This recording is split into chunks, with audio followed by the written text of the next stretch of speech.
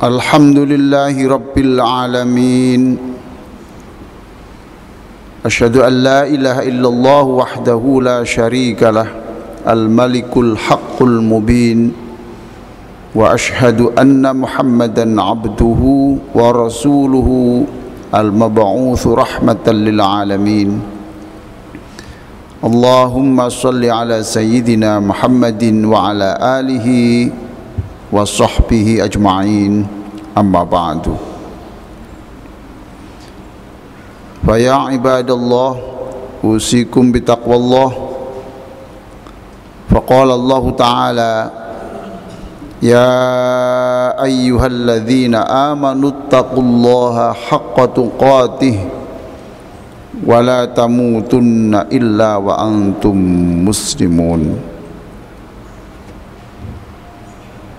Para jamaah sekalian yang sangat saya muliakan, sebelum saya menyampaikan khutbah pada siang hari ini, saya mengajak seluruhnya untuk membaca Al-Fatihah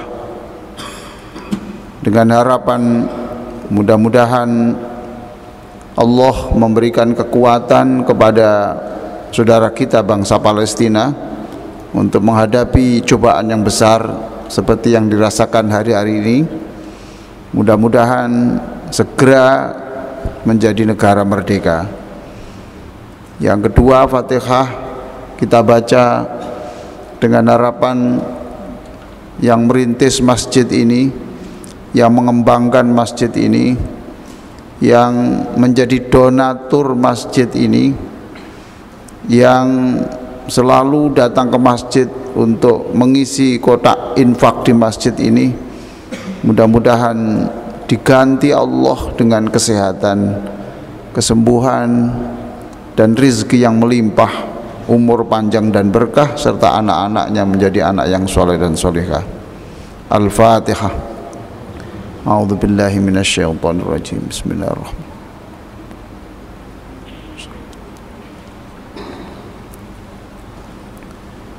Jamaah sekalian, dalam 10 atau 15 menit ke depan saya akan menyampaikan khutbah dengan judul Sumur Utsman, Simbol Kepahlawanan dan Semangat Perjuangan. Hadirin sekalian, pada suatu saat Rasulullah sallallahu alaihi wasallam, Nabi yang kita cintai, Nabi yang kita sebut setiap kali sholat ini, bersabda, ada 10 orang yang mendapatkan jaminan dari Allah, orang itu besok akan masuk surga. Subhanallah, betapa senangnya namanya disebut Rasulullah dan dinyatakan sebagai calon penghuni surga. Di situ ada 10 orang.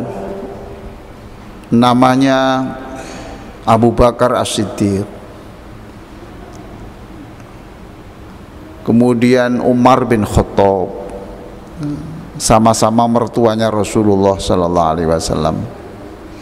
Kemudian Utsman bin Affan, Ali bin Abi Thalib, sama-sama menantunya Rasulullah sallallahu alaihi wasallam.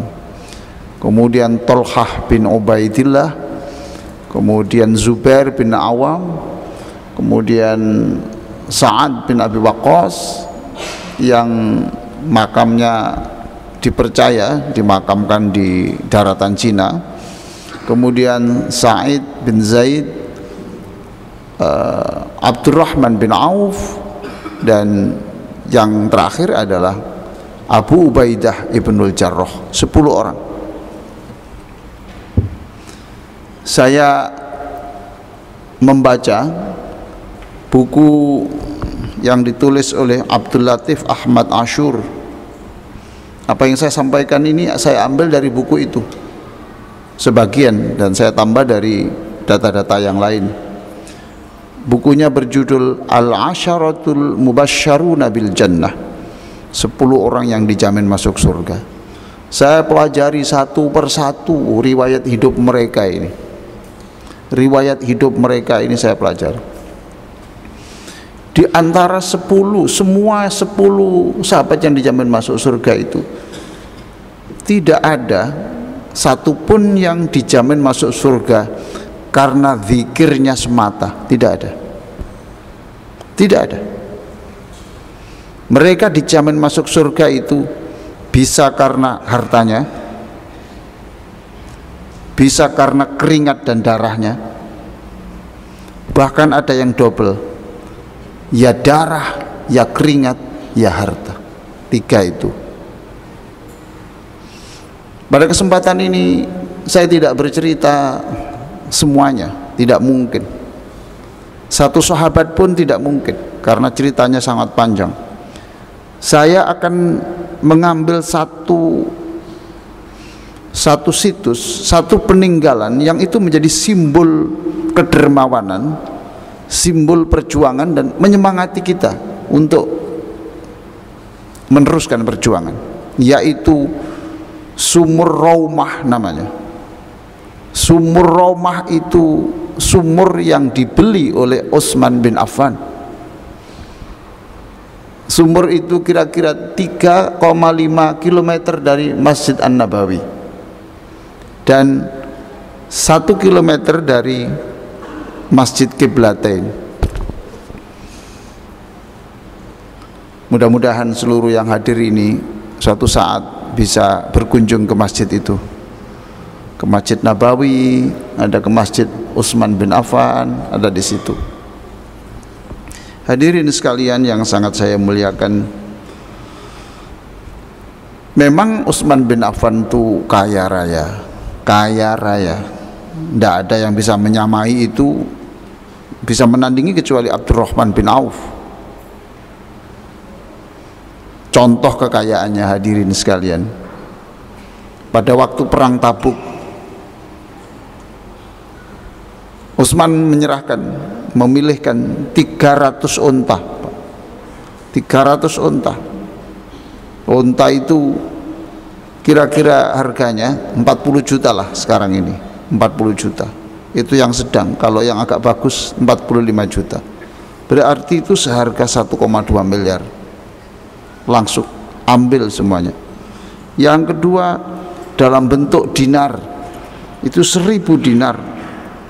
Kira-kira 3,7 miliar cash. Masya Allah. Nah, ketika Rasulullah Sallallahu Alaihi Wasallam ini berpindah dari Makkah ke Madinah, orang Makkah itu biasa banyak air, Zam-zam itu melimpah. Sampai di Madinah ternyata di sana kehabisan air, tidak ada air, musim kering, paceklik. Hanya ada satu-satunya sumur itu milik orang Yahudi. Itu sumbernya masih mengalir, dan siapapun yang ambil di air itu harus bayar. Harus bayar.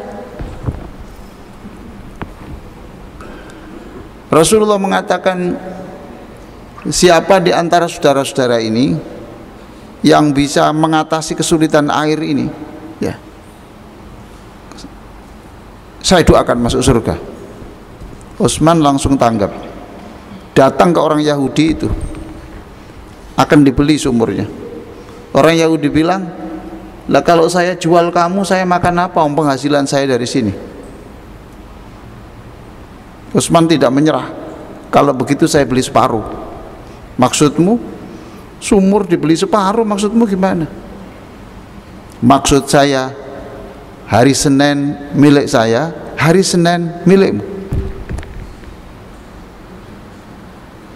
Setuju? Kalau begitu berarti saya punya nafkah.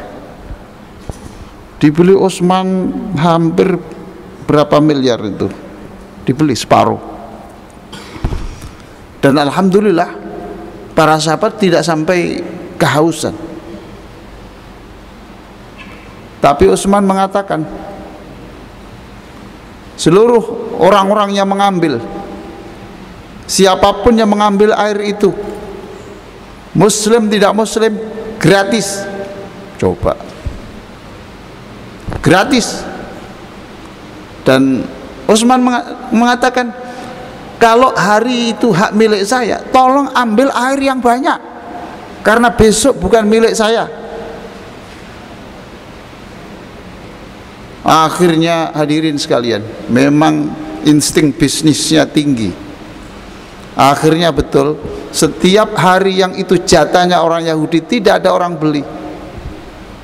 Dan akhirnya minta Utsman, tolong dibeli sekalian yang separuhnya.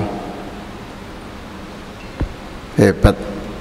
Hadirin sekalian, orang sekaya itu, perlu dicatat, orang sekaya itu tidak pernah seminggu tidak khatam membaca Al-Quranul Karim.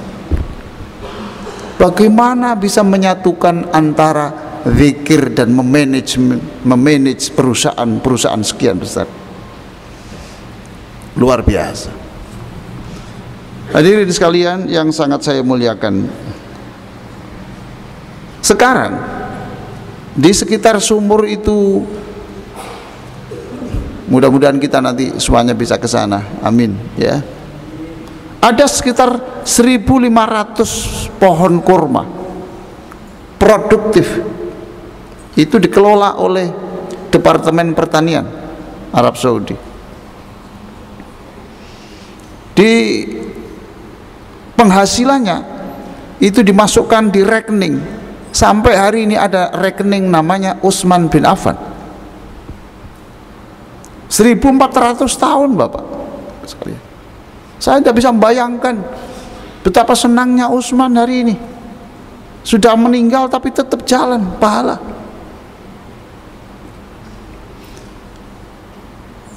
Di sebelah sumur itu ada masjid namanya Utsman bin Affan.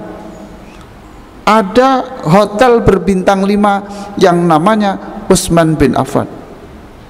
Itu dikelola oleh bagian perwakafan, dan itu hasilnya dipergunakan untuk mengangkat, menyelesaikan fakir miskin. Kemudian sisanya dimasukkan lagi ke kas itu. Sampai sekarang luar biasa. Hotel berbintang 5 Lux itu atas nama Utsman bin Affan. Dari sumur itu kemudian mengembang kebun kurma kemudian bisa menjadi hotel kemudian terus dikembangkan sampai hari ini. Saya tidak bisa membayangkan betapa senangnya kalau kita meninggal dunia lalu kita masih punya pahala yang terus mengalir. Semua bapak-bapak ini hidupnya akan berakhir, tapi pastikan bahwa selalu ada sumber pahala yang terus mengalir. Semua kita ini akan mati, tapi carilah, pastikan ada mesin pencetak pahala yang tidak akan berhenti. Itulah yang disebut pahala jariah. Hadirin sekalian yang sangat saya muliakan, uang yang Bapak masukkan ke dalam masjid, lalu Bapak meninggal dunia, sampai kiamat Bapak di dalam alam kubur itu selalu ditransfer pahala. Mari kita beramai-ramai kita menghidupkan masjid ini. Jangan hanya mikir menghidupkan mesin mobil.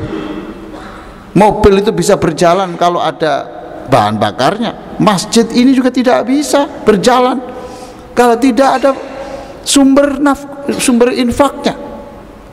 Melalui Jum'ah ini kita ingat sumur Utsman ini, kita ingat bahwa kita hidup harus membuat sejarah, kita hidup harus melahirkan sumber pahala jariah. Hadirin sekalian, cerita saya hentikan. Sekarang saya ingin menarik pelajaran. Yang pertama adalah bahwa hidup kita ini harus disatukan antara zikir dan bisnis. Bisnis silakan, tetapi jangan lupa zikir. Zikir silakan, tetapi jangan lupa ada jam-jam di mana kita harus bekerja. Tidak boleh kita menghantungkan orang lain. Umat Islam harus tegak berdiri. Itu yang pertama. Utsman bin Affan memanage sekian perusahaan besar, bisa membaca Quran khatam setiap pekan. Kita mohon ampun kepada Allah Subhanahu wa taala. Usaha kita tidak terlalu banyak sebanyak Utsman bin Affan. Tapi ada yang setahun belum khatam Al-Qur'an Karim. Itu yang pertama.